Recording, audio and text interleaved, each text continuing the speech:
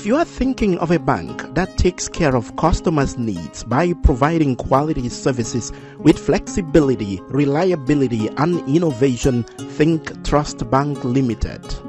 With Trust Bank Limited mobile banking, you enjoy services such as balance inquiry, mini statement, funds transfer between accounts, exchange rates, mobile airtime top-up, stop ATM card, checkbook request, and PIN change. Our real-time gross settlement allows the customer to instruct the bank to transfer funds from their account to another account at another bank. Our expertise and experience in international banking is both legendary and the envy of the market. Retail banking, one bank, different amazing packages. Whether you are interested in savings account, current account, time or fixed deposit account, lending or overdraft, our team of dedicated staff is always ready and willing to help you out with your transactions as you wish. Corporate banking. Trust Bank Limited offer the most convenient services for deposit accounts, credit facilities, trade finance, bond and guarantee, and foreign currency account. With e-banking, you can make electronic bill payments and online banking and enjoy 24-hour access to your cash with our ATM. With the largest network of branches and agents, we give you the convenience to receive funds as you please. Trust Bank Limited, proudly Gambian.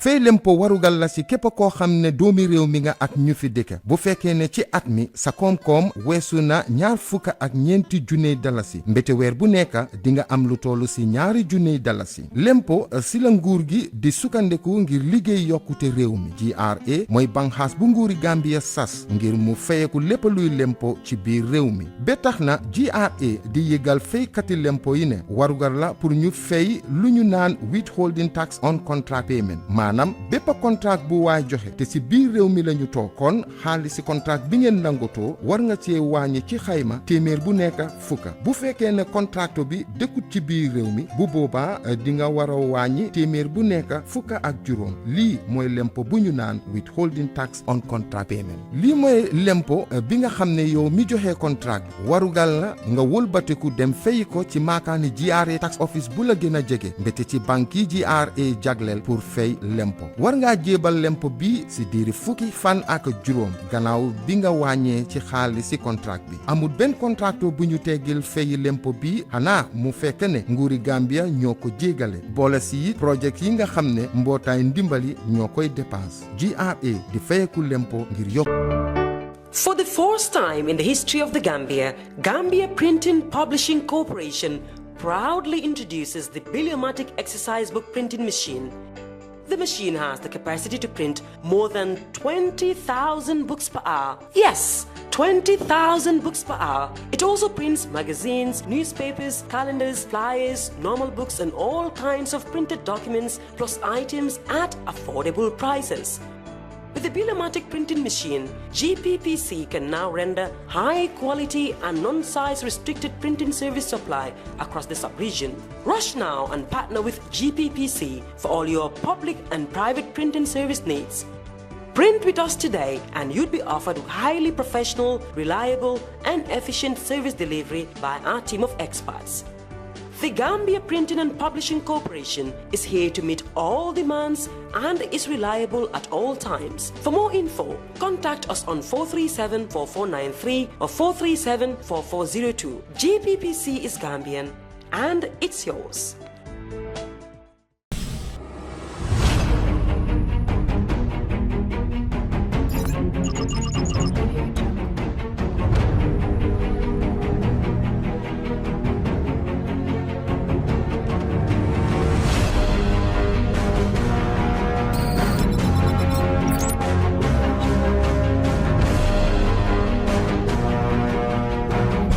In communication, connectivity is everything.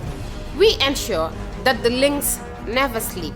Quantities and qualities all in our data service, providing efficient, reliable voice and data service. We believe if you're not up to speed, then you're going backwards. Communications have to flow as fast as the speed of light. Whatever business you're in, having someone who understands your needs is critical. That is why we just don't offer you technology, we offer you solutions. Enjoy Gamcel's internet broadband anytime, anywhere. Your national operator, Gamcel, Yaibara.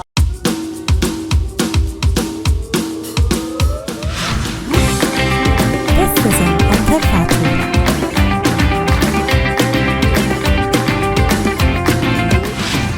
Fatou.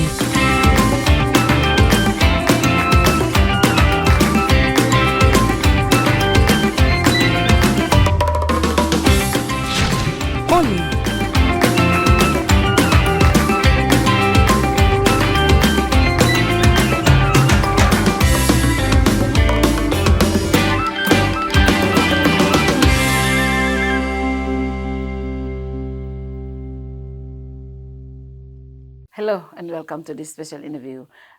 Today I am here with members of Team KABA. If you've been following us, you know we hosted members of Team Sadibou Restore Confidence in the run-up to the August 27th GFF presidential election. And to talk about the football affairs and why we should vote for Team KABA, I have the pleasure of having the president of Ghana Football Federation, my brother. KABA, welcome to Kerr Fatou. Thank you. Thank you. Of course, my other brother, I don't know, why do I have all my brothers in this thing? Why did you bring me this? Lolu tahud de, did I what people said there? Yes, my brother Bakary is also in the house. Bakary, welcome to Kerr Fatou. This is your first time actually having to interview you, right? Yes, yes. Wow, welcome to Kerr Fatou. Thank you, and it's a pleasure to be here and shed light on things that have been said and what we intend to do, certainly, when we win. And of course, my other brother, Ebou, welcome to Kerr Fatou. Thanks, Fatou. And of course, before we start the show, I want to encourage all of you, if you're watching us, please send us stars. You know, by sending stars, you're empowering Kerr Fatou. Hit that star button right there and you'll be able to empower Kerr Fatou. Now, let's talk about football. KABA, first, we want to congratulate you, the first Gambian to be elected WAFU president. A lot of us celebrated. It's a pride for the nation, but it also takes our football to another heights. We want to congratulate you. How did it feel being the first Gambian to be elected to that position? Alhamdulillah, joy and pride to be able to reach to that position. And for Gambia, it's a bigger pride for me as a Gambian to be able to take Gambia to that level, breaking a record in terms of Gambian football on this season. It was highly welcomed and celebrated by many in this country and beyond. Everybody celebrated it. And then we think really can help Gambia also to put in football. Because as you know, WAFU A is composed of 9 countries of the West Africa, from Kabba to Mali and Mauritania inclusive. And then the headquarters is in BaJo here. The 16 countries of West Africa used to be under one zone, WAFU. But at one time it was broken into 2, where WAFU A and B. WAFU A composed of 9 and WAFU B composed of 7 countries. That is from Cote d'Ivoire to Nigeria and Niger and others. I think really it's been a long time that we all the time been following people being led. So I think Gambia also now leading the zonal union for the next 2 years will give Gambia also an opportunity. And many Gambians in football administration, the technicians, managers also to be able to participate in the programs and activities, especially competitions of WAFU. Though I don't mean to be biased, but I think you'll be there where decisions are taken, not that you sit down and then decisions are sent to you. So it's a pride for us, and it's an opportunity, a big opportunity to put our football in another level. Now, Bakary, as a club owner, also somebody who's been in football all your life, what does this mean for Gambian football, having the presidency in Gambia? First of all, I think this is a first public forum. Yeah. We, as colleagues of Mr. BaJo, are talking in public. I would like to use this opportunity because there is going to be a very wide viewership, like always for Kerr Fatou, to congratulate and celebrate the Gambia and him for us to achieve this for the first time ever, and also to be able to put our stamp of football administration at our regional level. To answer your questions, didn't mean significant because the vision that we have and we've been implementing in terms of football development in our country, in terms of the structures, and I think that is one of the reasons why President BaJo's colleagues decide to unanimously support him and him alone, because when the call for presidency was open, it's open to everybody. About what they decided to give him a clear run to it. It shows that what Gambia we are doing, they've recognized it, and this will give us the country the opportunity to actually put that on, because we have something in here. Perhaps later in the program you'll be able to talk about it, which is capacity. I mean, to run football, you need people that are running football to have the knowledge. And over the last 8 years, significant strive has been made in that area. And I have a pleasure and honor of listening to his acceptance speech. And that was actually very prominent. And then we have also the opportunity to speak to some of our colleagues in this sub-region, and they are actually very interested in that area. Overall, it's an honor for us to be, who are his colleagues, to see that he has gone to this level. And now, like he said, this is not going to be sent to us to follow. He will be the one who will be making those ultimate decisions. And then all of us as the federation here and Gambian people will have a greater say in that decision. Wow, interesting. Now, Ebou, I mean, I've said this and I've said it oftentimes, football is not a child's play. It is the biggest income earner. Let's say sports, football is the biggest income earner in the world, and is run by really competent people. For him to be selected to lead this block of countries, what leadership qualities do you think propelled him to this position? I think one of them is he's a very calm guy. He listens and he allows his lieutenants to do the job and report back to him. And that gives him the opportunity to look at the bigger picture. And with WAFU, he will be able to do that. But how it benefits the Gambia is that, you know, we'll have more people in WAFU. Because at the moment, WAFU is dominated by other countries. Yeah. The officials, the match commissioners, the coordinators, the referees, all those things are dominated by other countries. Gambia is not well represented in WAF, and we have the capacity in the country for our people to be there. Wow. So we expect that him coming in will be able to work together to get more Gambians to build their capacity at WAFU level, then at continental level, that will trickle down to the national level. Oh, that's interesting. That makes it even more interesting, because at the end of the day, if you have more people in the management of WAFU and in positions, that brings economic stability to our country. Absolutely. Everything about football is a stepping stone. You start maybe at the grassroots level, come into the national level, and then go international. And this is what is going to happen with getting to this WAFU. In fact, it's the roadmap so that we get to WAFU. Like, this is not only about him sitting now as president of WAFU, but also an autocratic member of the CAF executive committee at the continental level. And many things are being discussed now at CAF. For example, the Super League, how the transformation of CAF. So this opens the door not only to the 9 countries in WAFU A, but also the whole entire 50 something countries that are in CAF. We are in transition, and this is a good thing for our country. It's a good way of transitioning bigger for Gambia. Exactly. Now I mean, your critics though say WAFU actually office was here during Jammeh Bojang's time. Your critics say your office never supported that office.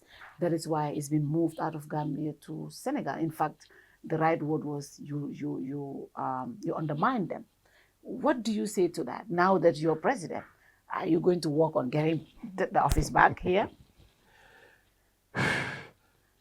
I would have talked about this publicly if it were not raised, and I've seen hard statements that have been attacked and have been accused of undermining and crippling the WAFU office in BaJo here. Very high regard for my big brother, the then Secretary General, Mr. Jammeh Bojang.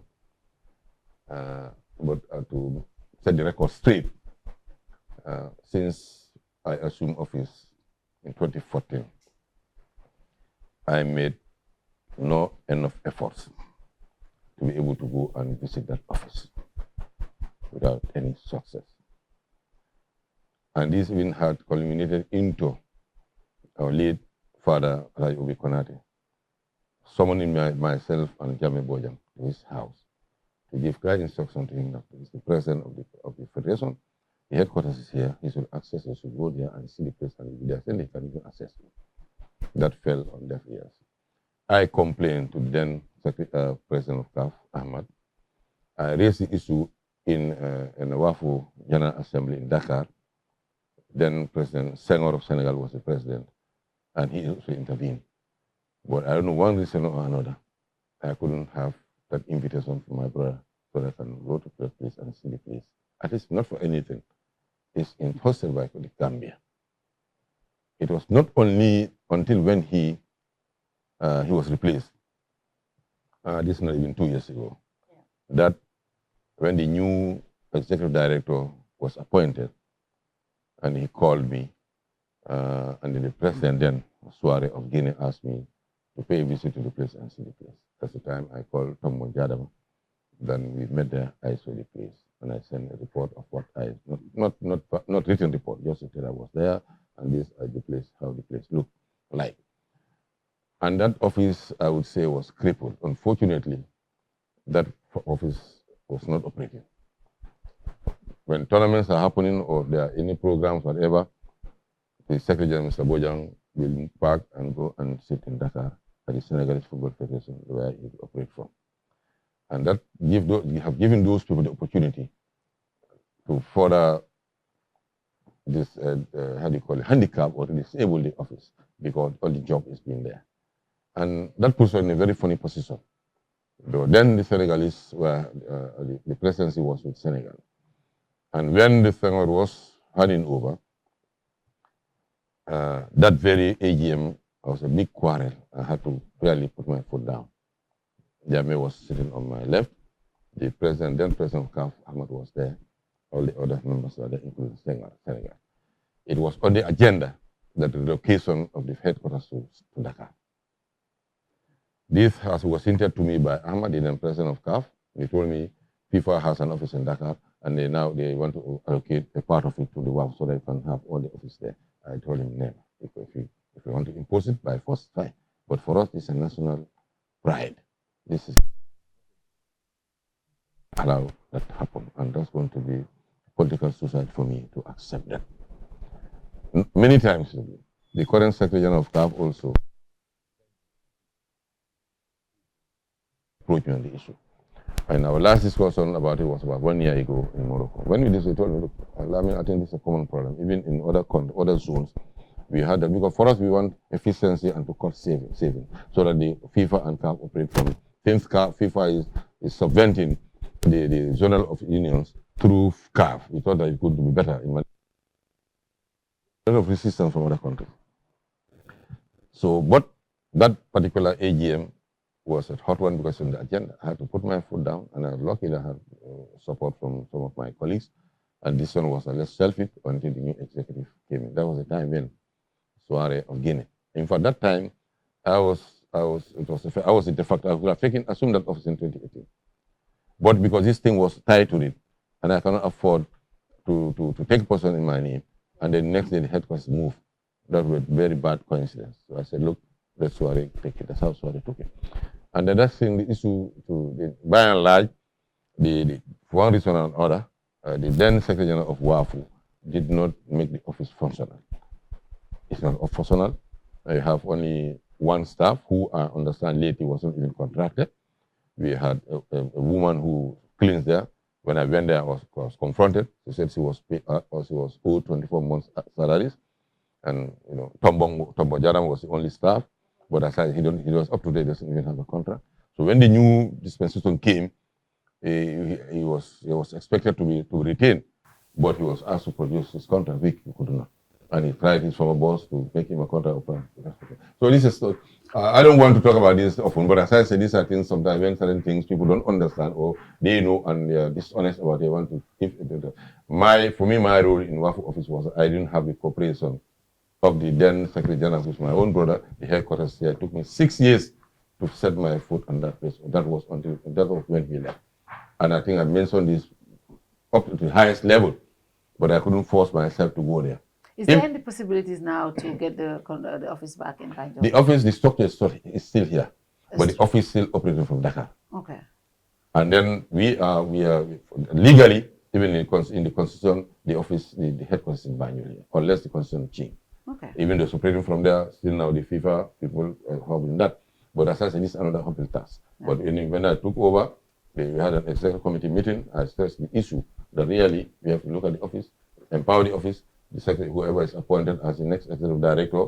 Currently, that's the Senegalese who is the interim. And because now the executive directors are appointed by CAF and they are paid by CAF. And it should be on recommendation of the executive, but sometimes they identify and then send somebody and then they are the ones going to pay.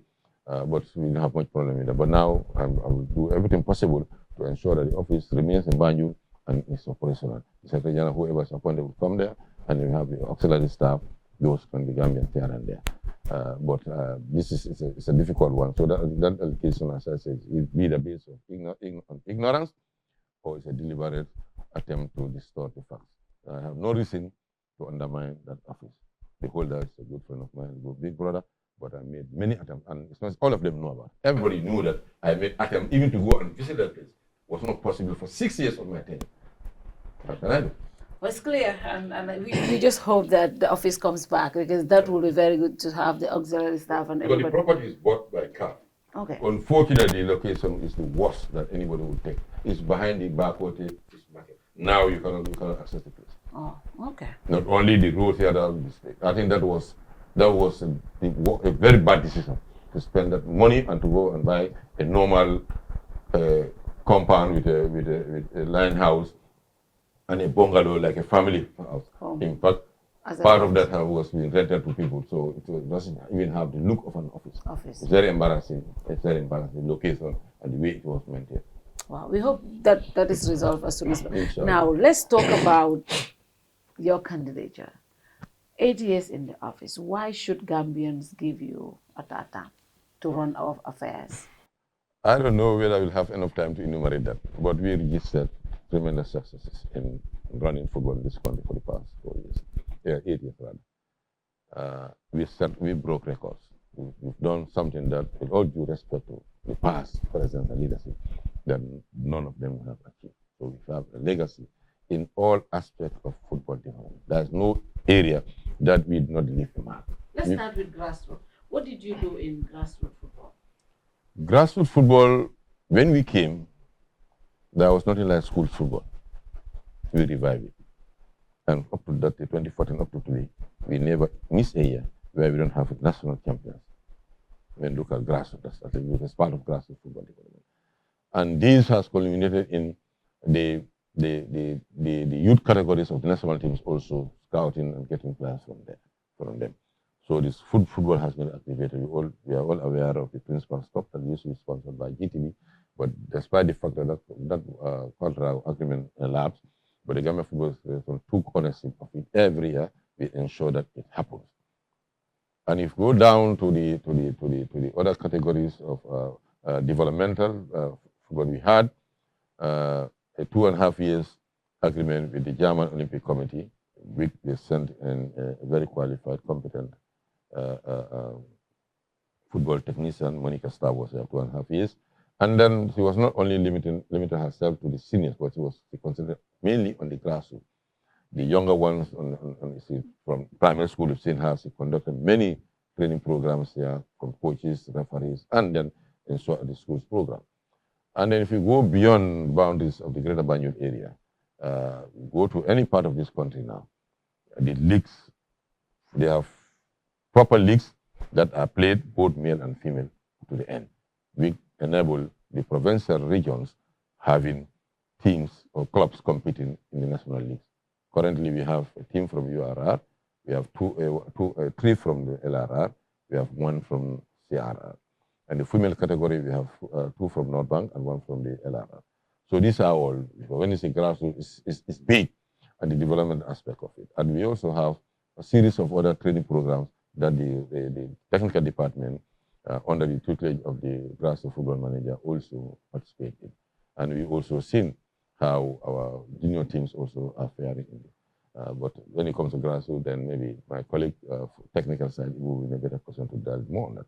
And other than the grassroots, yesterday we just seen the final of the FF, the Federation Cup, which was really, for many years we haven't seen such a final at the stadium. Well attended and it was full of ambience. And then prior to that also, Saturday and Friday and Saturday, we've seen the crowning of the champions of the female league, Women's League, 1st and 2nd division. And then prior to that, the previous week also, we had the crowning of the champions of the male league.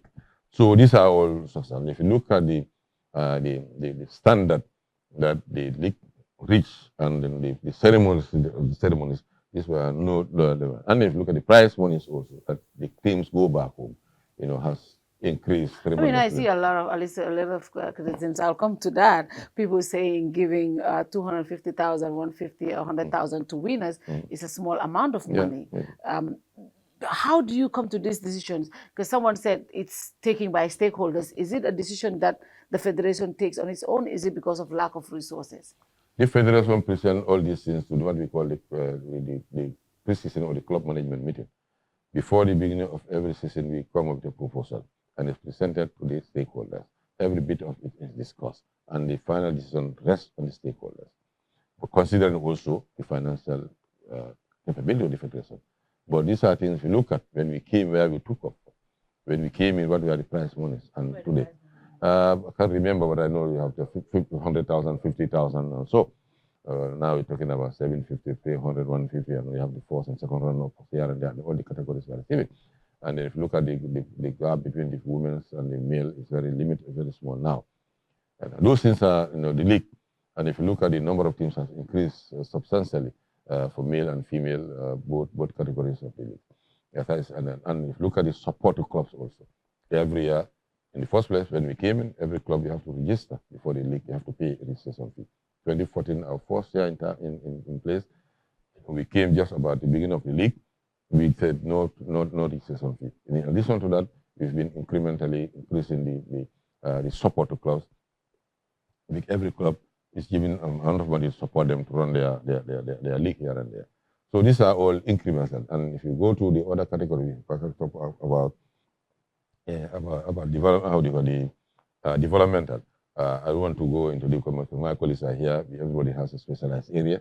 I want to allow them also to come into the other category. But I can say we've done something that, thank God, we can pride ourselves for taking Gambian football to another level, nationally, continentally, and globally. And we think really we've been tested and we've proven right. So this is why we said we still have a little bit more to do. It's development. I don't believe the notion that I have to complete my job. No, development it's continuous wherever it's on. So that's not the reason. But we think that at least we have given the chance, next 4 years, we can take it to another level. And so that at least whoever comes in will have it easier to take it to another level. Now, football, Bakary, they say, is when I spoke to your opponent, Sadibu, you know, we both agree that football development takes stages. And when this administration came, I mean, the president forgot to mention your biggest achievement, that is going to AFCON. Yeah, I believe that was the biggest achievement. If I was a stakeholder, based on that, I will vote. But I unfortunately, I'm not. But I think a lot of Gambians also saw that, because that was the first time as a country we all came together. Political affiliations aside, everybody rallied behind the team, and it brought the nation together. It was a big pride. And I think every football lover every Gambian who doesn't even support football knew that was a moment that we were proud of. We were both happy, we were all happy. But again, football, getting to that, but also football itself getting to that stages. When I spoke to Sadibu, he said that. But these stages are from infrastructure to grassroots and all of that. Developmentally, we see a lot of pitches that are not fit for purpose, pitches that, you know, grassroots football cannot even be proud of. Also, the president said we have teams from URR and others, but are we able to play football league matches in those areas? That is what decentralization is. What kind of development did you take over from when it comes to infrastructure, and where are we today? Thank you, Fatou. I agree with you. You said it. Yeah. Our biggest achievement is to qualify for AFCON. Yes. My intervention to your comments and questions that's just followed is from two perspectives. You introduced me as somebody who spent a lot of time in football development and administration, somebody who is a direct investor. I own clubs, and I've invested actually in football. You haven't come to see the Live Your Dreams Sports Academy. It's one of the single biggest private investment in grassroots football development in the country. So I'm talking from that perspective. I'm also talking from a founder member of Team KABA. Together, we have evolved our vision. Where were we when we started? Vis-a-vis, where are we now? We try to articulate the last 4 years in the scorecard that we presented alongside with our manifesto. But when we took over as an executive committee, we were able to, together under the guidance of FIFA, do what they call at the time member performance training, to be able to actually look at our status quo. What was the state of football development? And together it was clear. Every aspect of football was a problem, including infrastructure, which is still a problem. Yes. And we've committed ourselves to the development of all aspects of football. Because I have seen a long time ago, in our country, we focus on something. Don't forget, Fatou, I was one of the key players in qualifying Gambia to the first World Cup, which is the Under-17 World Cup. Yes. Yeah. My colleagues are here. They will agree with me that I was a key player because I'm one of the few people that were official delegates for Gambia to the Under-17 in Peru. I mean, our opponents don't talk about that naturally. Yeah. So we went to a certain level, and what happened? It is not sustainable. So we said to ourselves, we are going to actually approach football from a sustainable development point of view. Some of the decisions, no doubt, people do out of lack of understanding, or some, if I will say the fact, are being dishonest. They try to distort the facts. We knew that some of the decisions that we are going to take are not going to be popular, but they are right. You know, they are not going to be, let me repeat this, are not going to be popular, but they are right. Because you don't develop football in vacuums. You need the right pitches. Yes, that is true. You also need the right personnel. you need the right organization. And then it can only happen within the macroeconomic environment. As if Gambia has been really growing, there's a boom that is going in all aspects of our economy that we can do. The role of a football association or federation is to develop and organize football. This is our core role. Of course, we need pitches to be able to play football. And our pitches are bad. But compare us to others. Who is responsible for pitches? Pitches have the responsibility of, first core responsibility of governments, either central or local government, or private developments, which we have started seeing that is happening. For example, us, the principals of Real de Banjul, we have our own pitch in Basori. I know of other clubs like Hawks who are trying to actually do that. If you go across the border or in the advanced world where we eventually all want to be, those pitches are owned like what I actually said. And then it is used by the Football Federation. It has been.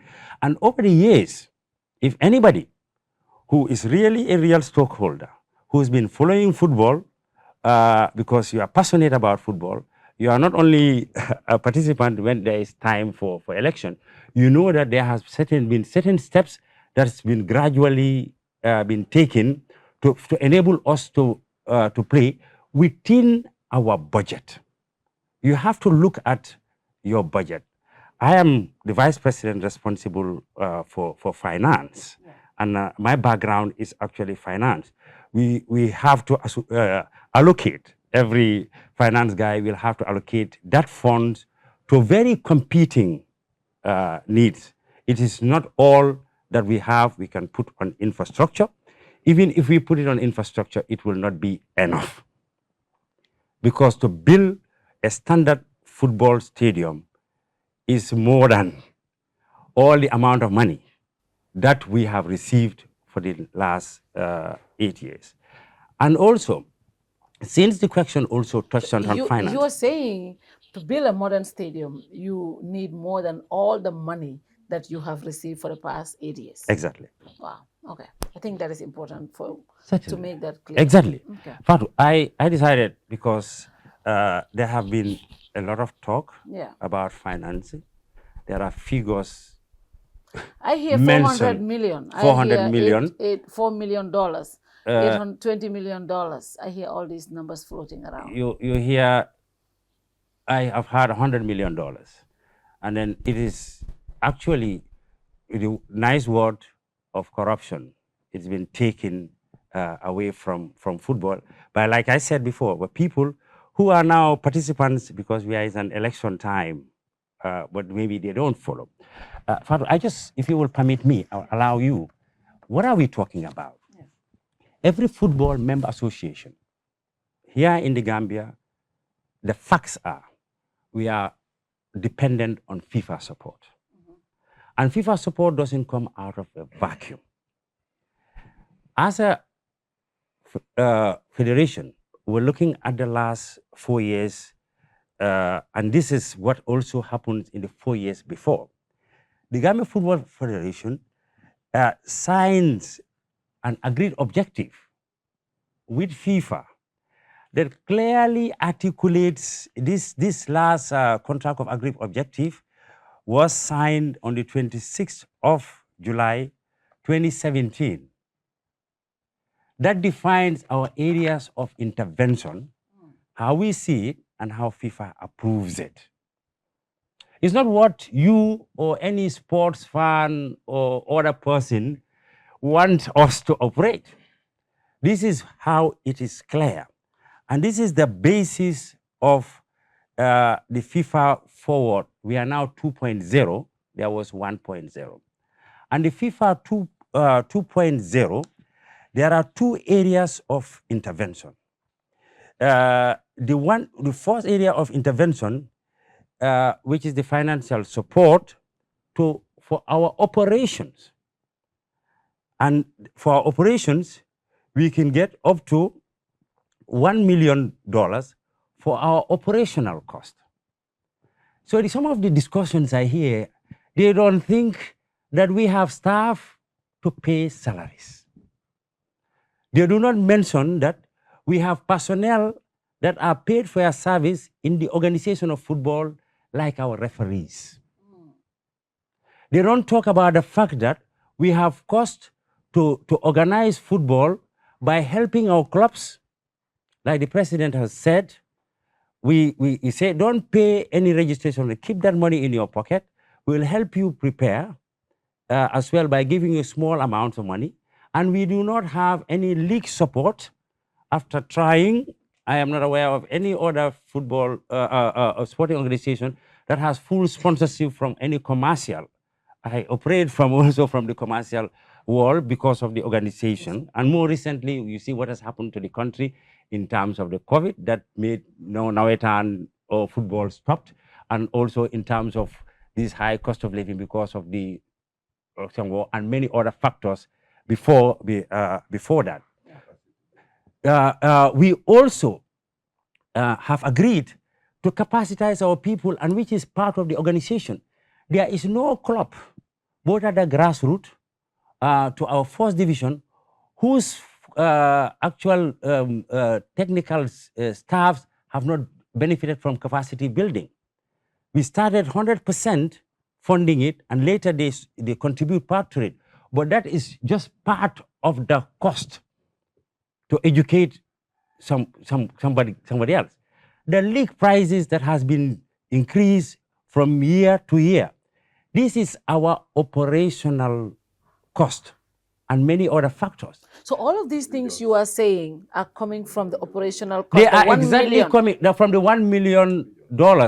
And then we have a significant cost of it that goes towards our international obligations, from the payment of our head coach and the other auxiliary staffs that we engage, from the hiring of all the coaches that we've been asked to hire by the National Sports Council for the various categories of the national team, from also paying for all the other national team categories except the main Scorpions male. This comes from the operational cost.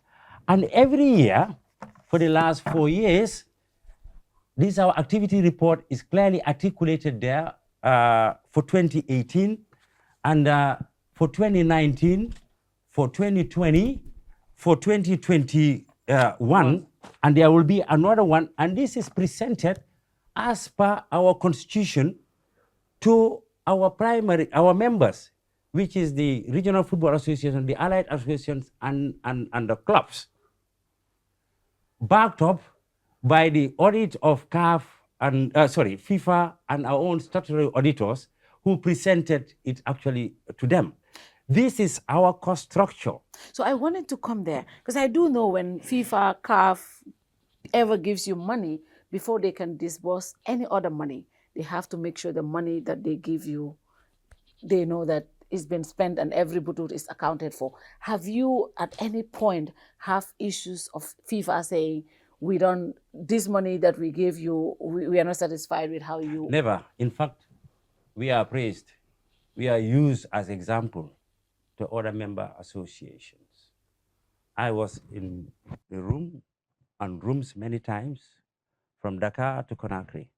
And more recently, myself, the General Secretary, and the Finance Director took part in the FIFA Executive Program, which was like a mini MBA for the FIFA Forward Program for the understanding and to be able to operate it. And then it's common knowledge in the footballing world, in our sub-region in Africa, that the Gambia, in terms of corporate governance, we are used as an example. But I like to answer this thing from two perspectives. From an organizational perspective, that's us as an organization, and the personnel behind the organization. All of us are running big organizations. I understand what corporate governance is. Year in, year out, I lead organizations to go to the National Assembly to face the park pack. In the past republic, and even in this current republic, is still happening. And It's us as human beings who are direct stakes and who are actually Gambians. You know, I mean, nobody has ever known us for corruption, but that's beyond the point. Even talking, I just talked on the operational That's the expenses. operation. That's the 1 million. What is the So 1 I'm million per so year? happy this is For clear. the 4 years. Because the reason why I want us to clear this, you are the incumbent, and the heat comes to you. So people say $1 million community. Now you have explained where the no, 1 operational million cost. times 4 years is 4 4 million. million, yeah. So then you are also entitled to another support, which is for specific projects. And that is 2 million over 4 years. That is a total of 6 million. We, as what they call not an endowed member association, FIFA also supported ad hoc in equipment. That is what we use to buy equipment for the other national teams based on our contract with Salah, and they supply our senior national team, male and female, free of charge. But the other categories, the under 23, the under 20, are about to go to Mauritania for the tournament. The under 23 is preparing for a match. Under 17, both male and female categories with all their technicians. That's where we buy from. And also, they also support us actually for travel support for the senior national team. Is even a drop in the ocean in terms of the cost, and the government has been helping us. And it is not annual; it's those two are biannual, the equipment support and so on. So in the last 4 years, the maximum you can get from FIFA is 8 million. And I can tell you, a stadium manager is here. For $8 million, you've had Senegal have built a stadium, and how much did it cost? 300 and something million euros compared to actually 8 million. That is why I said some people, they do not. And everything I'm saying go to www.fifa.org. It's actually there. Many of your colleagues in the journalist fraternity in this country have tried. They've written to FIFA and they've been referred to, and they've actually seen it. Coming back to this 2 million, it is not only for infrastructure. It's for specific projects. Up to $2 million for 4 years from 2019-2022 cycle shall be granted for projects that are tailored according to the specific needs and priorities of member association as established in the relevant contract of agreed objectives. We have said we want to develop all aspects of football. We have used part of this money, and even in Forward 1, to help our secretariat to further train our people, being the direct stakeholders and also our staff. We've been able to make their work well. We bought two buses here. We've also bought equipment, for them. We've supported our regional football associations.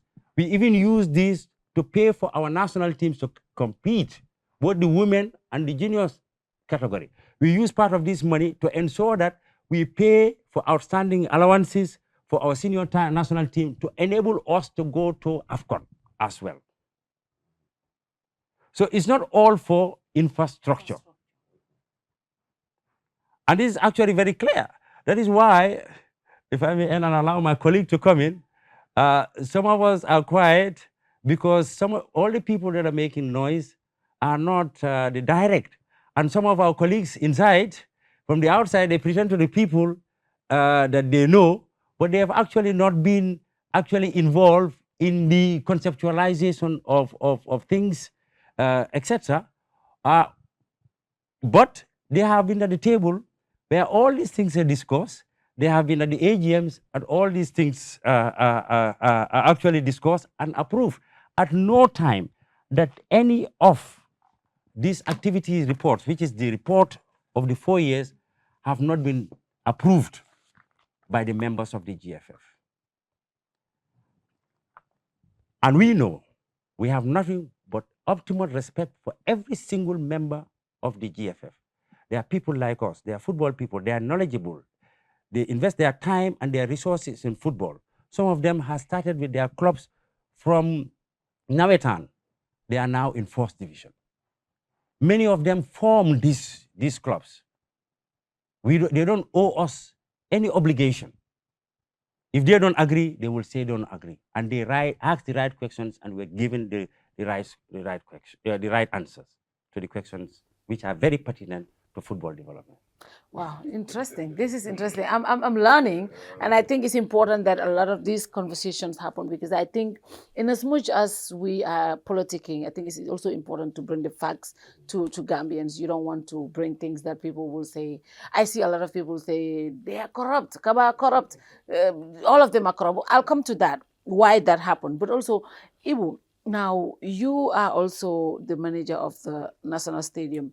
I remember when we played in Senegal, I was doing live videos, and the kind of comments I saw on the live feed, everyone was saying, this GFF failed us. We are playing in Senegal. Why are we playing in Senegal?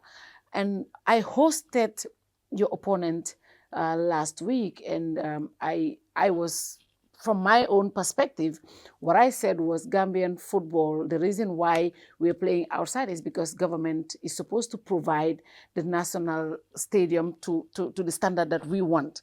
And I think every government believes that infrastructure, especially when it comes to national stadiums, are built by government. But he deferred.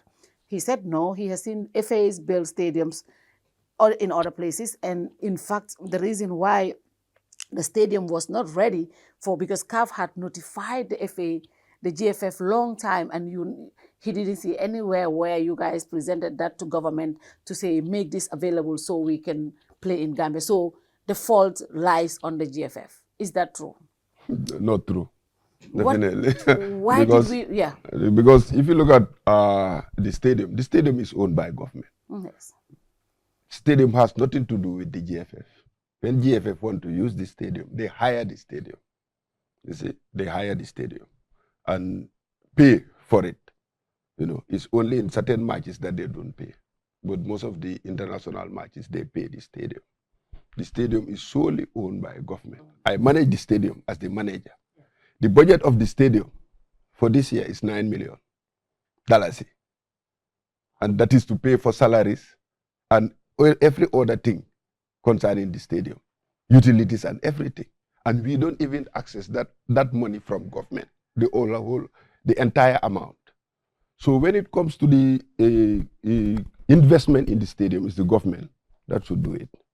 And when CAF wrote to us in 2019, I sent that document to the ministry, to the government.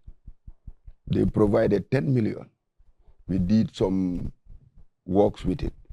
Improve the stadium ground, numbering of the stadium pavilion seats, improve the dressing rooms, and so on. That's why we were able to complete our qualifiers at the stadium, because they gave us a temporal approval. As a CAF coordinator, I know the areas that needs to be worked on for us to get that. Then afterwards, CAF came with the must-have requirements that was sent to government. Government did not provide the funds for us to totally rehabilitate the stadium until the banning came in. The banning came in just this year, before our match against Chad. Against Chad. That's why we played in Morocco. And now government is going to invest in the stadium. You see so many bad comments, so many, fallacious information running out about that. Faye is the stadium manager. He haven't rehabilitated. It's not my responsibility. It's the government responsibility. I'm there to manage the facility. But if the government doesn't provide the funds, it's not the GFF responsibility. Government is supposed to provide. That's why now government is doing it, because it's a political issue and they know that. And you have to thank the minister. He's working very hard to ensure the stadium is rehabilitated. And it's going to be closed by the 1st of September, so that rehabilitation can start, so that our next game, which is in March 2023, we can play in the Gambia.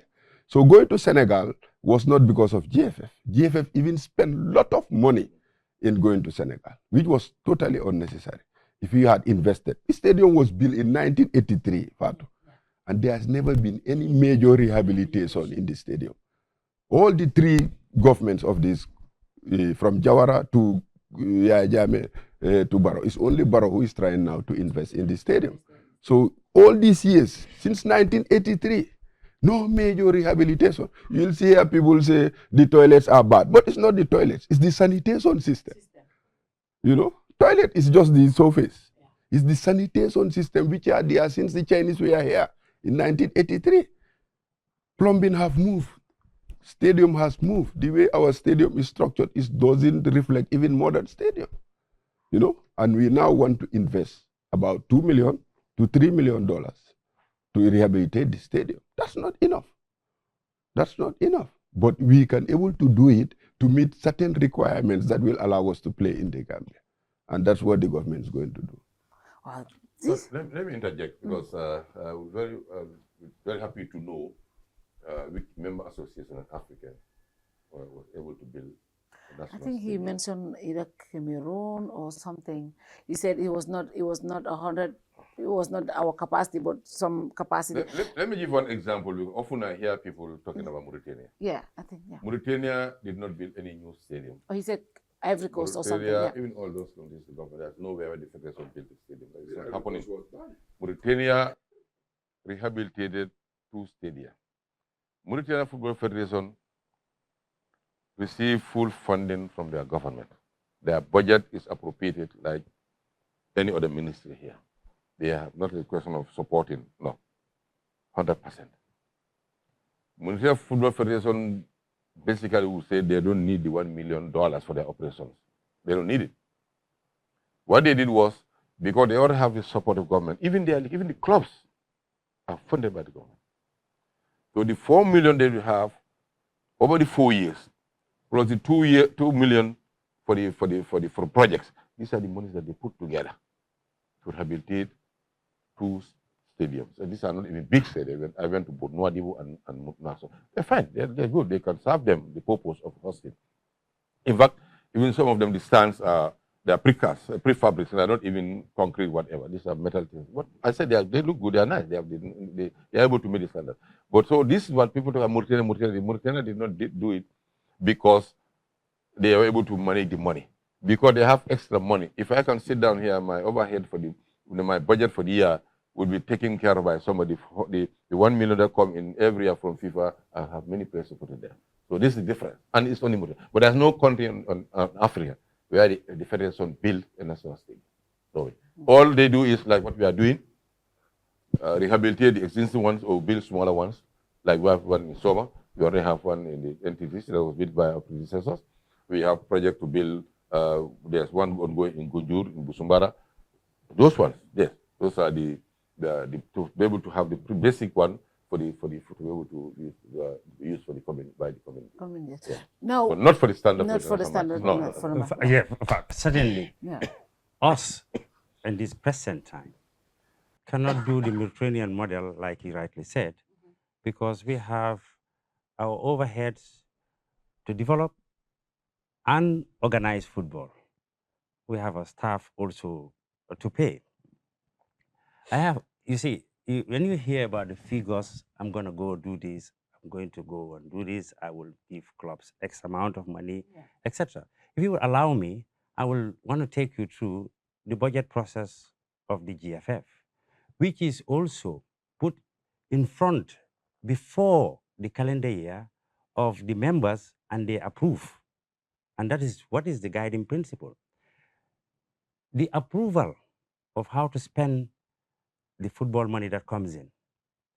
It is suggested by the executive committee, but it is the members that approve it at the AGM. The manner from the prize money to the preparation and all other expenses are approved at the AGM. As an accountant, I've been preparing budgets since I qualified as an accountant in 1986. That's a long time ago. Is that the application of funds, what you spend, is also back up with the sources of your funds. Yeah. Our sources are clear. I told you we are about 90-something% dependent on FIFA support. Yeah. In our manifesto, in our reports to our AGM, we articulate where we think we can have and when we have it, how we are going to actually apply those funds. We, as individuals, myself, and I can speak for my colleagues, we are not going to, and we will promise what we cannot deliver. Because we have also a lot of reputation as well to safeguard. And the future will actually come and meet up with you if you deliver, if you say to a club, I'm going to give you $1 million, or I'm going to go to the region, I will buy this for you, and I'll give you that.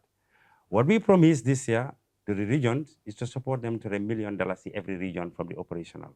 Oh. And that's done. 200,000 for them to pay their salaries and other running meeting costs, and 800,000 for them to organize their leagues, both male and female. And all the regions have done. If you are following, if you are not like the seasonal football fanatics now, the ones that follow, they will know that across all the regions, this weekend there have been a lot of finals, and this is what has been happening, and we have been going there. But you guys were not looking. Yeah. Because is it because you guys were not talking to us before? No, we are supposed to talk to our members. Football is everybody's business. We recognize that, we do that. Yeah. Okay? Our medium, the GFF, when we started, we didn't even have a website. Yes. You guys are doing very well when it comes to that. We have developed, we have developed PRS. I agree with you. We have not the best organization in terms of communication. We learned that through this system. Yeah.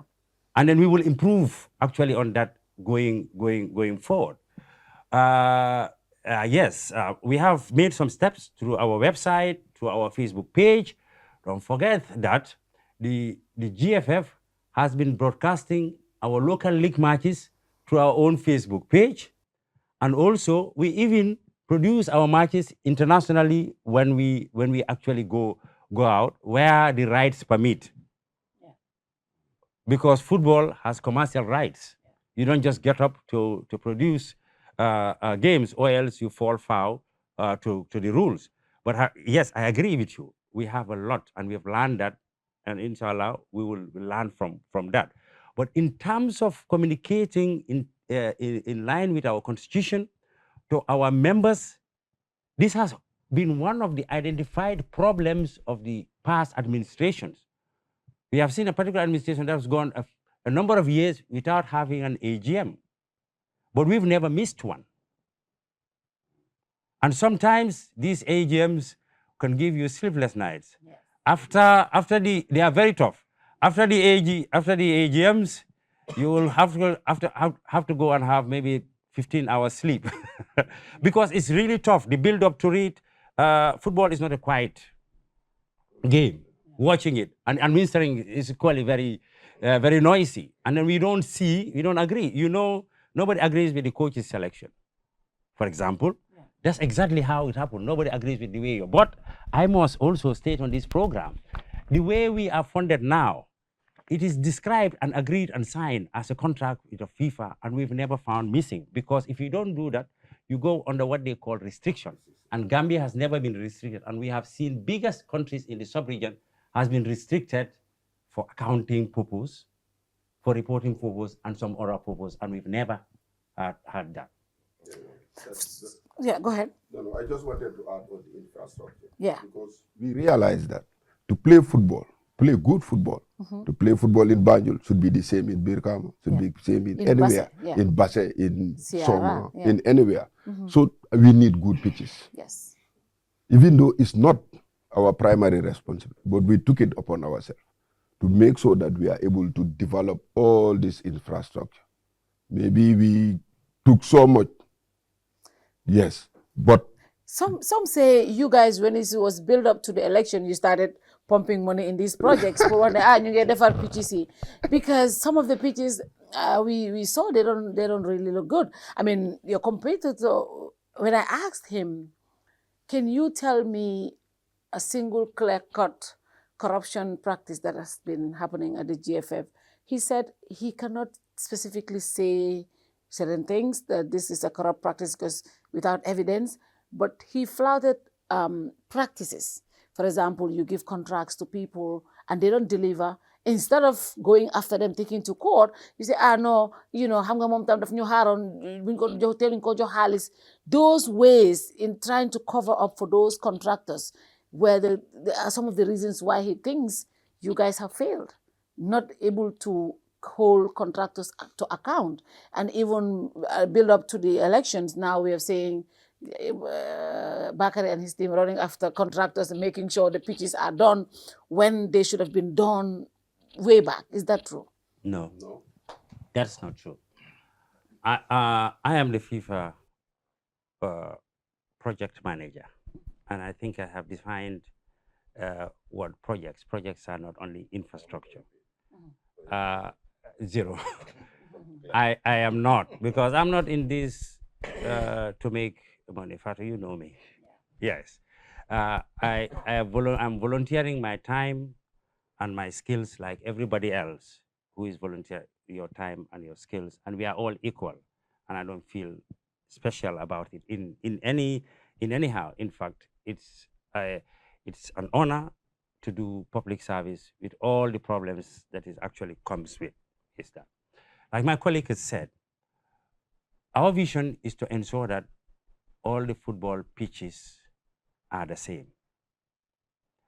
And FIFA made an announcement before even the regulations are forward that people can be supported in infrastructure.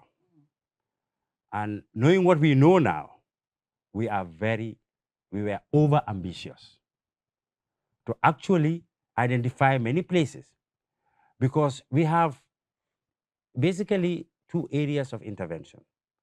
The existing pitches that we play in, we want to rehabilitate them and also build some new pitches to reflect how our football is evolving in terms of player pool, because gradually we have been increasing the number of teams.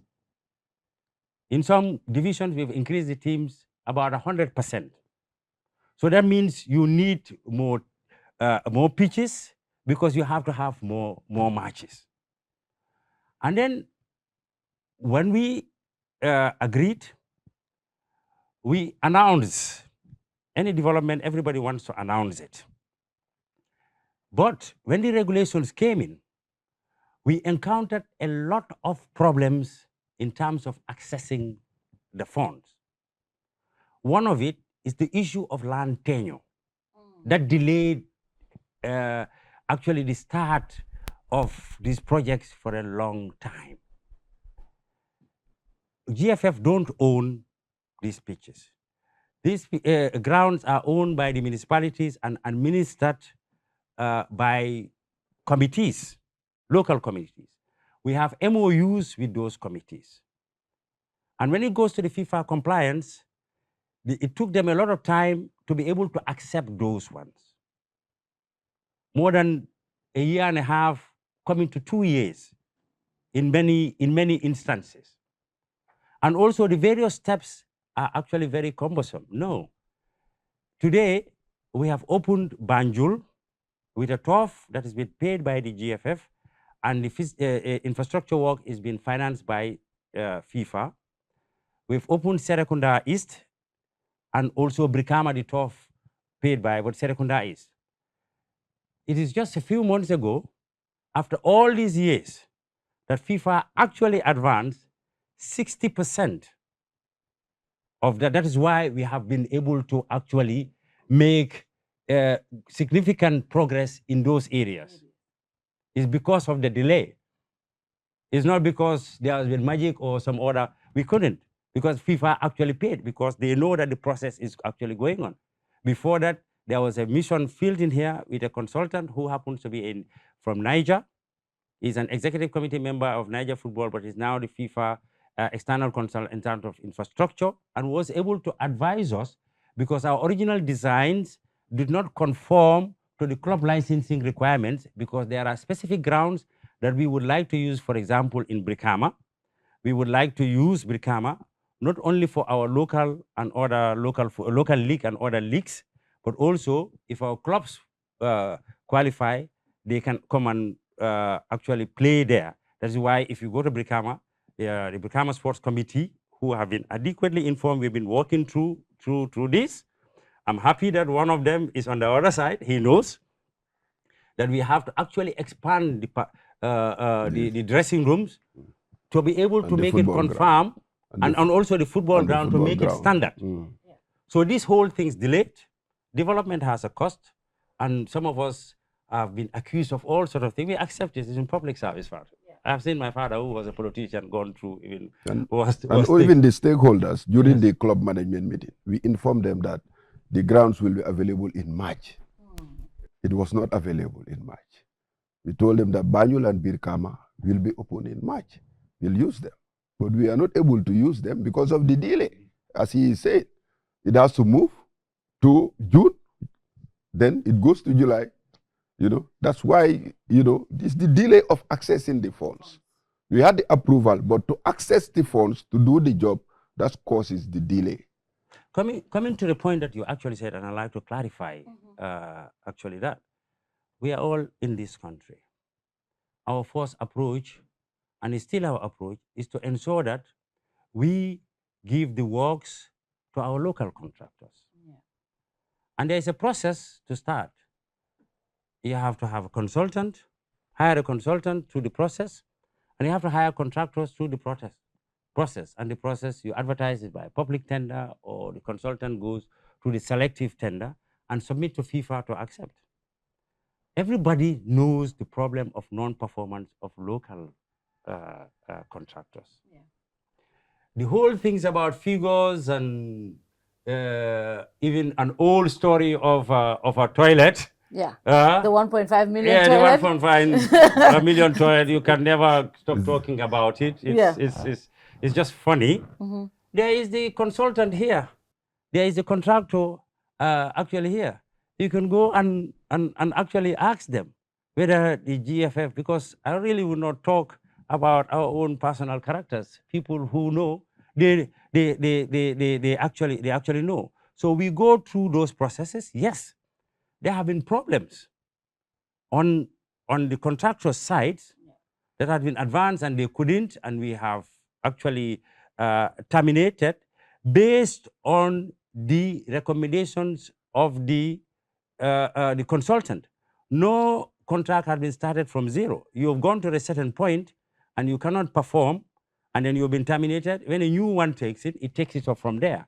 And we ensure that it's within the original budget that is actually approved. Yes, we have said in our scorecard, infrastructure is one of our biggest challenges. We haven't failed as a federation. I am talking as a member of self-assessing myself, and I am also talking as a club owner, that this football federation, we have achieved things that sometimes I go to sleep.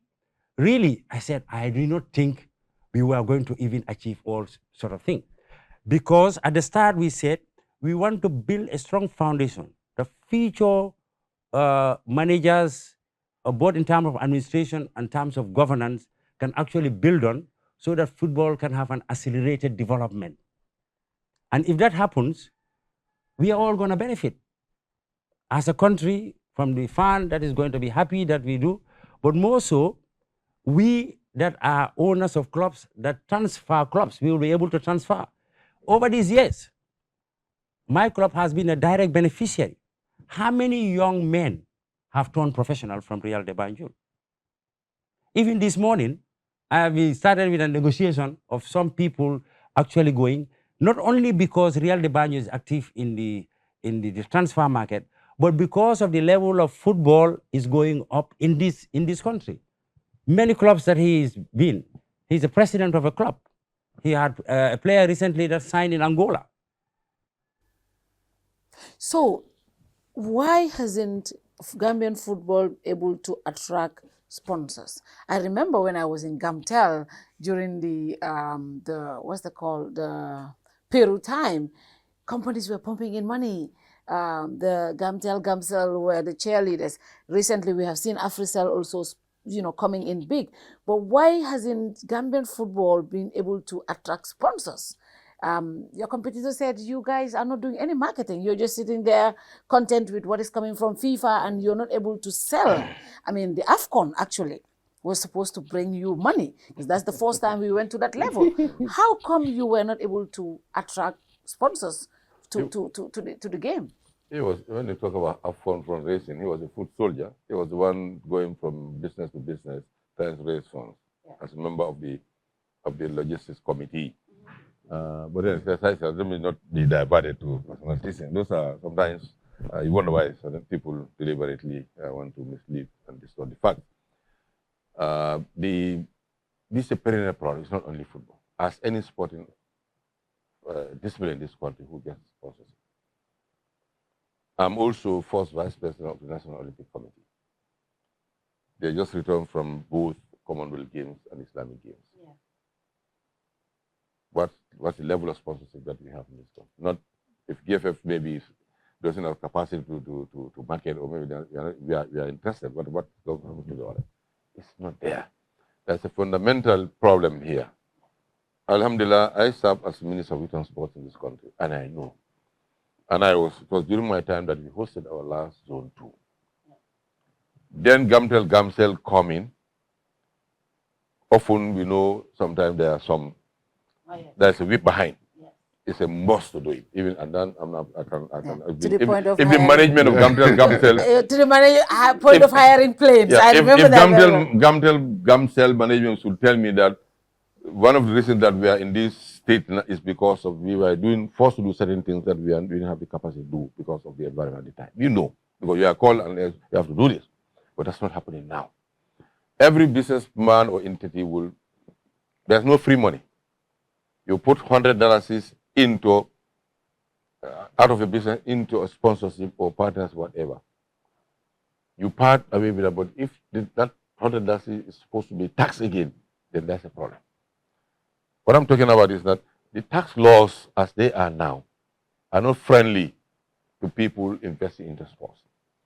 People who want to invest in France, who have the interest, who could be potential investors, are yet to have that assurance of tax benefits to enable them to part away with substantial amounts of money in investing into football, in sport and football in particular. So what can we do? That's where now, in our attempt to professionalize the league, we are working on the documentation so that we can encourage, go to government, have their blessing to revisit some of those laws and policies and regulations that will allow that to happen. If that did not happen, we forget about the professional league. Because if you say my club became to turn professional, we need to have minimum 30 players that will be on a pace, on a monthly pay with a contract. We have to hire a coach, an assistant coach, at least minimum of another 10 staff. You should have a headquarters, you have a vehicle, all those things. But where are we going to get that money from? We need people or entities to invest in.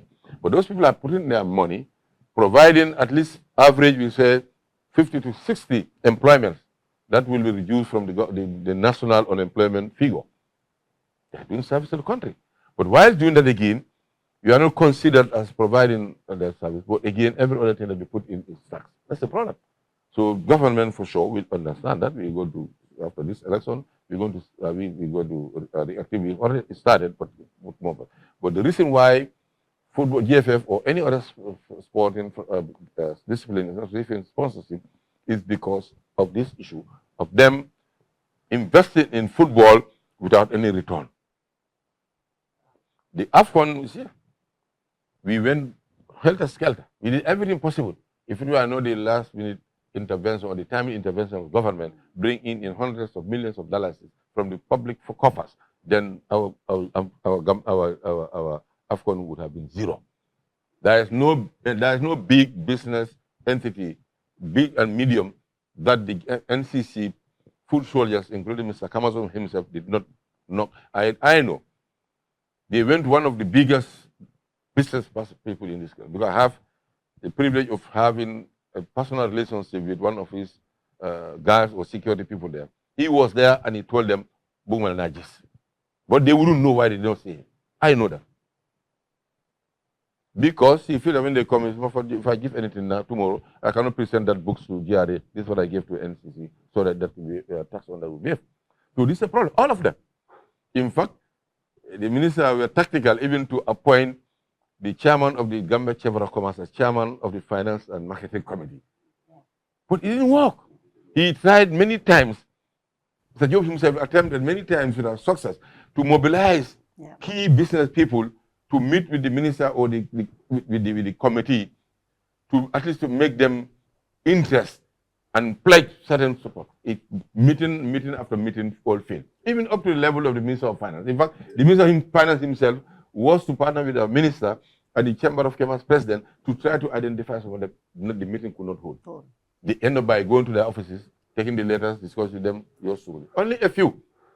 And then the dust started rising when, fortunately, when His Excellency the President himself make the pledge and donate, then everybody started but that's it. Because the President did it. And then when the dinner was also gracefully hosted by him at State House, and they were invited, then they came in.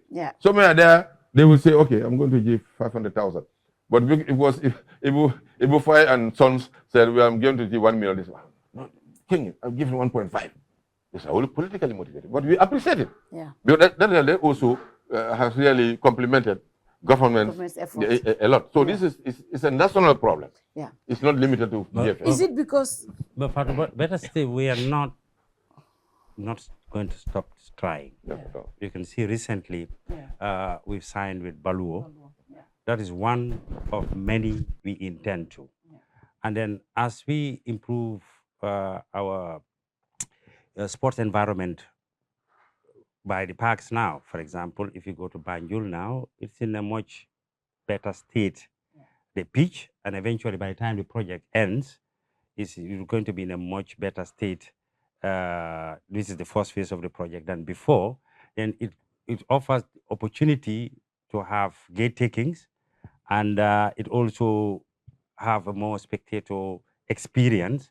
So we hope to attract some organizations like BaJo, rather than one big one, maybe, we'll have a few small ones, and then we will be able to use that to redistribute that to the clubs. This is the promise in the manifesto. This is what we are going to do as well. But it's not without trying and not without experience. I mean, you know, you were in Gamtel at the time. I was the chairman of the marketing committee of the under-17 here. And that was one of the most successful fundraising drive. And the marketing package, I mean, let me say, was written by me and Tombong Sedi. He's here. You can ask Tombong. We were actually fronting that. So we know I work in marketing also for many years. But it has to also do not only with the way our tax structure is done, but the overall macroeconomic environment is actually difficult. You are a business owner yourself. We all know the environment we have, but we are hopeful that is going to actually improve going forward. Is it because people have a perception built in there about this institution? I mean, the truth is, everybody says GFF, they get corrupt. That is the truth. I mean, I disagree. Not everybody says. A lot of people. Your opponent, even people from your people that you worked with for the past 8 years, your opponent sat on this chair and said during the AFCON, when they went to sponsors, they will say, this is NSA, this GFF, you know, because that is the perception people have about the GFF. And I sat down and I said, I've known KABA when I was 17, 18, when I started working at GRTS. He was in government. He was minister, ambassador, you name all of it. And after the change of government, we have seen commissions of inquiries in this country. I have never seen him being called. And a lot of the people that worked with President Jammeh who were corrupt were either sent to jail or they were at the commission of inquiry. So that I can attest to. Officially, he's never been called corrupt. But why is it that his administration is called corrupt? Why are you guys labeled that? What is the reason? The reason is, there are two reasons, I always say. is mainly ignorance, perception. People who have interest in football and the GFF, but they have no idea about how the institution operates. the people, the key stakeholders who go to that hall every December to look at our books they will not hear that from anybody, including our own current opponents in this race, who, what do you call it, split the group from the GFF. Well, the last thing we hear from them is this evidence of corruption of any of them. Football is everybody's business. But the fact of the matter is, we go to AGM. As I said, we never miss an AGM. We never miss presenting the financial audited accounts from respectable audit firms that are presented, discussed. People, we have accountants of higher standing who look at those documents for a period of minimum, at least I would say, an average 1 week before even we go there. Caucuses are formed outside before the AGM. People who are trying to look for, not for faults, but to satisfy themselves. People have been going to accountants. Accountants will come into that, they ask questions, but we thank God. Because it can only be proven from there. If you look at the way we are all living the same modest life. We are not flamboyant. We don't even have it. If anything, we contribute our own. We forego some of our own, how do you go, juice in the name of trying to save for the federation. So in fact, the way the structure is, as one of our colleagues, who's now in opposite camp, said on an audio to somebody, the way GFF is structured, Mr. Faye, can do for exactly do Muna for because I think now it's on audio on that. At least he changed that now. I'm just an example. Because there's no way. If that money, you touch it, it come out. Because the auditor who come, they can come from any part of the world. Bam, they say, we are coming this day, prepare. They look at everything, they come and say, I said, the only thing that an audit cannot come without observation. You can strengthen this, but if FIFA $1 cannot be accounted for, well, under restriction. We don't own them. We don't have that money I have somebody say they bribe the auditors. Oh, thank God, we have enough money to bribe the auditors, even the local auditors. That's an insult to them. We've been working with August Farm for more than a decade. We found them there until the AGM decided to replace it 2 years ago by another renowned local external auditor. The budget, though the executive prepared it starts from the finance committee. They come in after consultation with the units at the Department of Federation, they make their submissions, like government will do. They go for bilaterals. The finance committee put it together, bring it to the executive. We look at it, we argue, look at everything, and now we present it AGM. It's put on, and everybody has a document, and it's also PowerPoint presentation. Every bit of it is discussed, and they have final decision. Some say no, reduce here and increase here, or eliminate this, or bring this new one. That's the final, and this happens. So if you talk about corruption, it's a perception for those who doesn't know, but it's deliberate and dishonest for those who think they can make political capital out of it. But I'm saying that my colleagues, about 4 of them, are now in the opposition camp. That's the beauty of democracy. I challenge any of them. Kumahamal dara lubon nyawal. Mumu ko jawal nta kabara fo. Nimmende bulomu da sunyarol. Anati, but President, I mean, I remember if we are corrupt, they are also corrupt. No, I said They that. are also Actually, corrupt. I said if there's any failure, it's a collective. It's a failure. collective. But I do Success also is collective. And I do remember this. I want to bring this anecdote. I did some work for GFF, and I think it was about 40-something. They bought airtime some time ago, 40-something. And finally, I kept on following this payment, and they said it was at the auditor. And even the finance director thought it was paid. And the auditor said, no, they want us to bring our Kerr Fatou airtime list of structures, because maybe they didn't believe what we charged was the right amount. We had to send them. And I'm like, the finance director had already approved this. This was paid. It was supposed to go to our account, but on the whole, it was at the auditor's desk. So, and I'm thinking, okay. And in fact, none of us will know about it. I didn't call any of you guys. I only called the finance director, and he got to say, where is it? And it was later he realized it was at the auditor's office. Internal auditor. Yes. I was going to take up from what the president said regarding ignorance. Yeah. Unfortunately, there is a lot in our society, simply because we are board members. We are not paid salary. We do not except the president, who is required. We do not operate offices there. The expenditure of GFF emanates from this general secretary and its various departments, those are the ones that run the organization. We actually check them. They don't send any money to us. It goes to the bank account. The commitment has to be done before, as check signatories, we are bound to sign the check. Yes, it's true. Even this morning, a family member I know was asking exactly the same question. Yeah. My answer to it is said, look at the overall environment of the questions. But I just want to double down on this. If anybody has any evidence against anybody, bring it out. Yeah. At least the provider of the fund is FIFA. And there is nothing that stops them from going there or to anywhere else. And those people come and audit their money in the manner which they see is fit. But what is the motivation in the first place? Why is somebody motivated to take money that is not yours? I mean, we have seen public officers doing it. Well, those are the. Have you seen a public officer? When you see a public officer, there is evidence that seen that another person is. So if one public officer does it, does it mean that the other public officer does it? No, we have to have evidence. Yes. And we wait for that evidence. Yeah. And I saw a post. But also, Fatou, I wanted to add, even this weekend, I had an interesting experience. Yeah.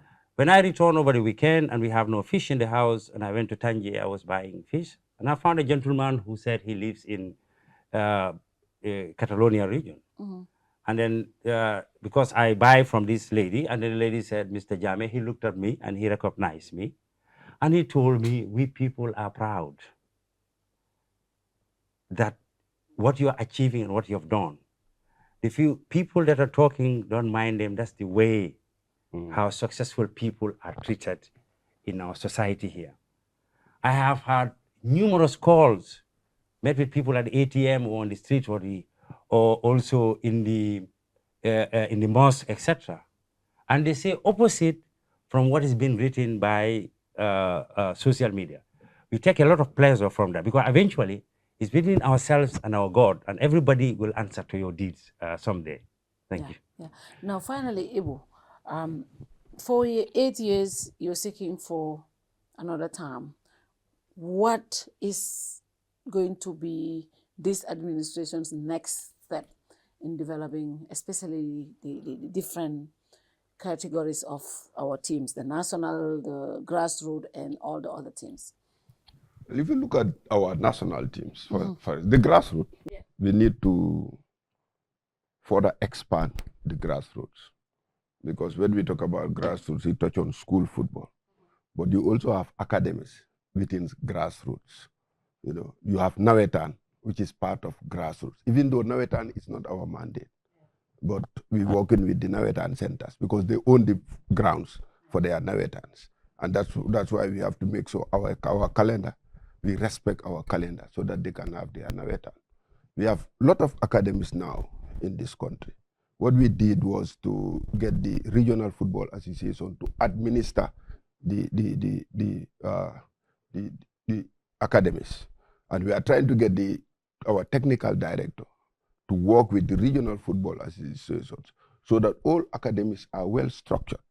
Because when we talk, we don't have full-time academies in this country.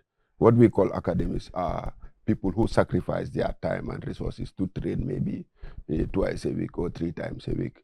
But to have that well structured so that they can have their own competition, then that will be grassroots.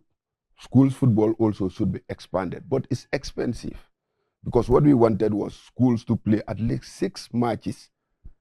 But because of the cost, because we use the Ministry of Basic Education, their structures, you know, to able to play our football. But there are schools that are not accessible. So those people sometimes have difficulty in be part of the competition. And there are so many schools in this country. So many. When we did the pilot project, it was only recommended that we have 20 schools for West Coast, whilst West Coast have over 100 schools. You see? So to expand that is a lot of resources. And as my colleague said, who I always quarrel with, you know, in terms of competition, we want to expand that so that schools can play so many matches and we are able to bring a lot of schools within the system. And that's where we intend to build our under-17, because we have issues with our under-17 twice, you know, which is not desirable. One of them was because of CAF, you know, who made the mistake. And to compete it under-17 now, you have to go through MRI. And we want to make sure that those, the under-7 comes from either the academies, because the academies, there are people who doesn't go to school. You know, that's what we call in our language, open football. Okay. You know, and those who go to school, so we can build our under-17. And then we start the structures of having the under-20 and under-23. Those are all youth teams that we are now trying to compete. We have never registered for under-23. This is the first time. And they're supposed to compete against Burkina Faso. Against Burkina Faso for the the under-23 is the cream of Gambian football. We're talking about the national team, but the under-23 should be stronger than the national team. Wow. Because in the under-23, you have some of the players in the national team. You have Matar, who was the under-20 coach, has graduated over 3 under-20s. Some of them are already qualified in that under. We have the Chan team that have some players who are under the 3. So the base is very strong for the under-23. So the coach is working on it. For the senior national team is to go to World Cup. Yeah. We have been to AFCON. We want to go back to AFCON. The target is World Cup? Yeah. It's AFCON and World Cup. AFCON and World Cup? AFCON and World Cup. Wow. Yes. For the National League, the next step is to professionalize our league. As Prezi said, football is amateur in this game, in the country. You go to school, play football. You go to work, play football. We want to change that and make sure that we have a professional league. Then through that, we'll complete the pyramid of football structure.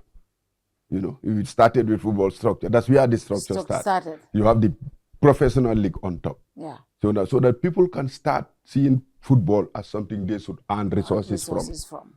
You know, it's not something that, you know, you play football having problem of getting something to it, but you are paid salary for it. You know, and Prezi was talking about 20, 30 people. When we professionalize, you are talking about 200 people working for a football club. Wow. That's a lot. And that's what we want to use to sell to government. That when we have a professional league, we are able to produce about 2,000 to 3,000 employment. And most of the time, when you do that, you are given a SIC certificate, special investment certificate. So that if Kerr Fatou want to invest in Banjul United, you will have your tax breaks. Oh, good. That's how we want to structure our league. Wow. Those are the next steps. And somebody said this to me, and I believe that is the truth. Football is a process. I mean, I know, actually, not somebody. I listened to Sadibou's interview that he did in was your last election, 2018, and he said, I mean, people are forgetting where this administration took football from. When you came, there was no infrastructure. There was nothing. It was this administration that started. And football is gradual. It's a process. And I tend to believe that is the truth. Football is a process. You know, you cannot just say, I'm going to have players now and they're going to go to national team. You have to develop them from academy level. And that takes time. So yes. I think, you know. Sadibou is part of this vision. Yes. When we started, he was part of the vision. So that's why it's sad to see him going away from us. But that's football. That's politics. That's politics. but you know,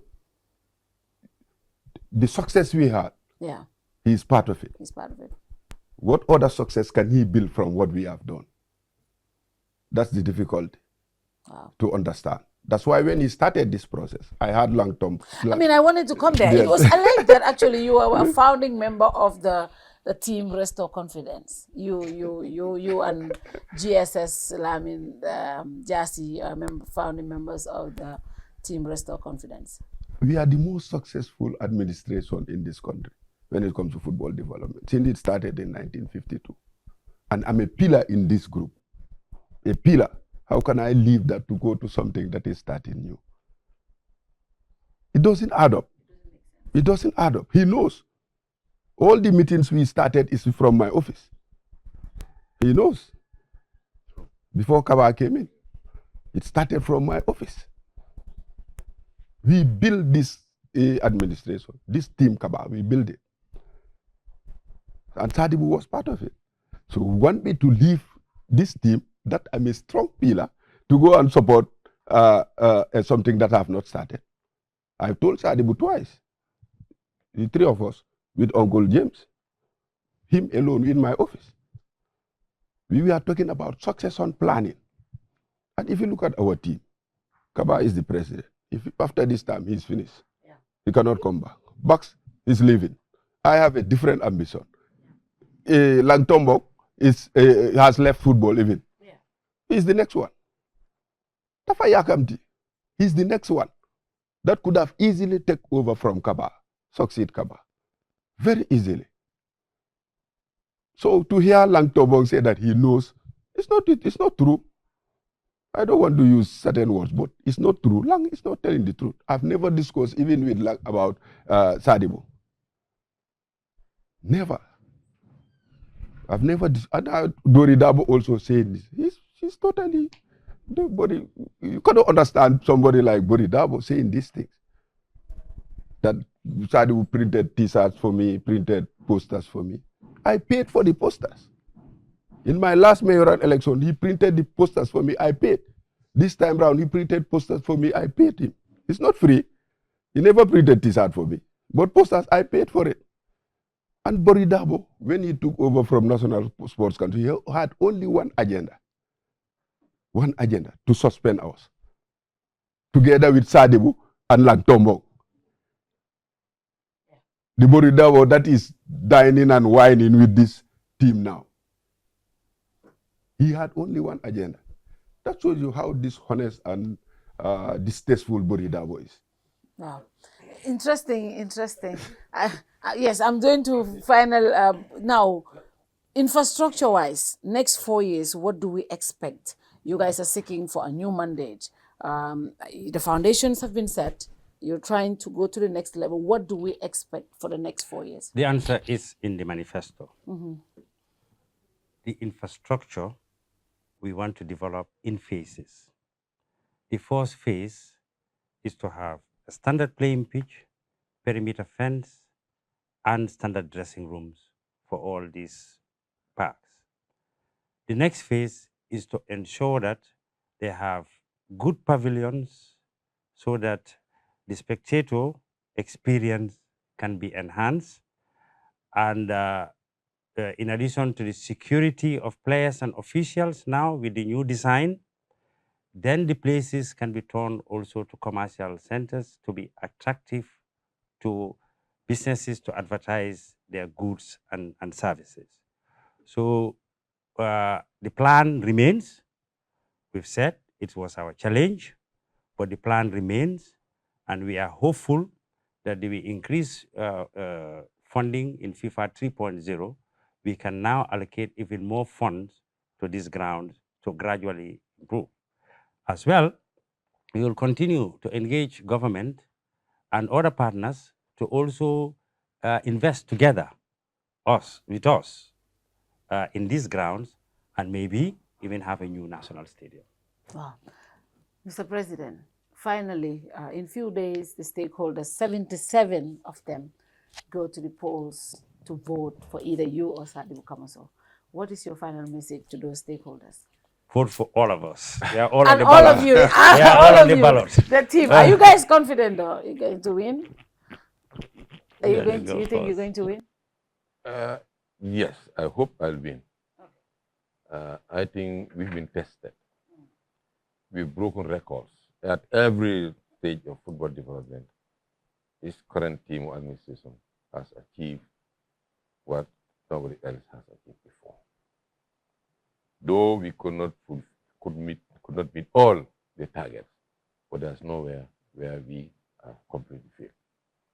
Therefore, we've been with them for the past 8 years. In the local languages, he will give you breakfast, And lunch, if you want to promise to dinner, you have to go and do some exercise so that you can have more appetite.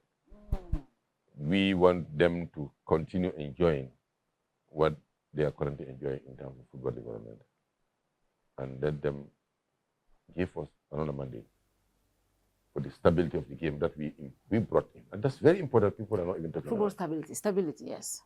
8 years, it's been a long time. That an executive served for 2 terms, even 1 complete term. Not only that, it went along with a lot of unprecedented development in all aspects of football development. That's the reality.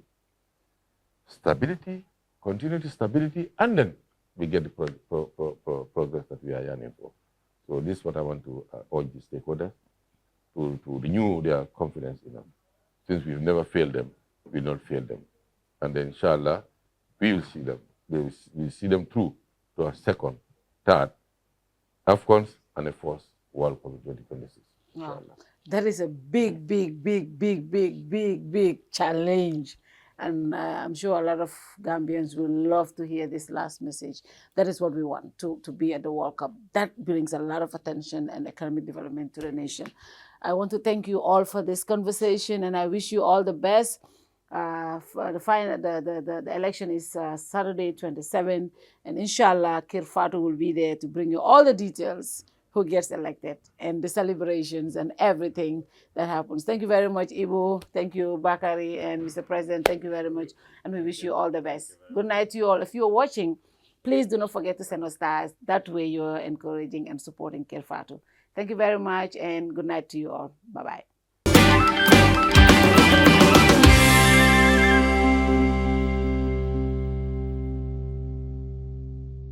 Better and stronger as the sole ground operator at the Banjul International Airport.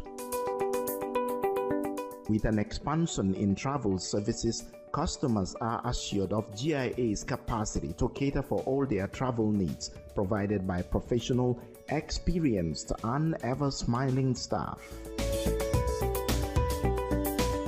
GIA's Hajj package and services, by far the best in the country, give the customers the opportunity for a memorable Hajj experience. For a more efficient cargo services, GIA means business as it launches its new multi-million-dollar ultra-modern cargo complex to revitalize and stimulate air transport. GIA, the pride of the Gambia. Every day is a new opportunity to make sure our first impressions are always our best and to see possibilities on the horizon. To make our facilities and services more accessible and find freedom all around us. With a location proximity to active markets with a liberal air transportation policy. That daily pursuit is how we turn everyday opportunities for you. For all destination marketing support, customized packages for new existing airlines and operators, and for a highly ranked tourist destination, the Gambia Civil Aviation Authority is here to serve. We regulate air transport, operate and manage BIA technical requirements merged with commercial considerations. We have experienced and well-trained aviation professionals to cater for your needs. For investment opportunities in building airport hotels, shopping malls, playground for children, do contact us on 4472-831, 4472-893. Gambia Civil Aviation Authority. We go beyond daily.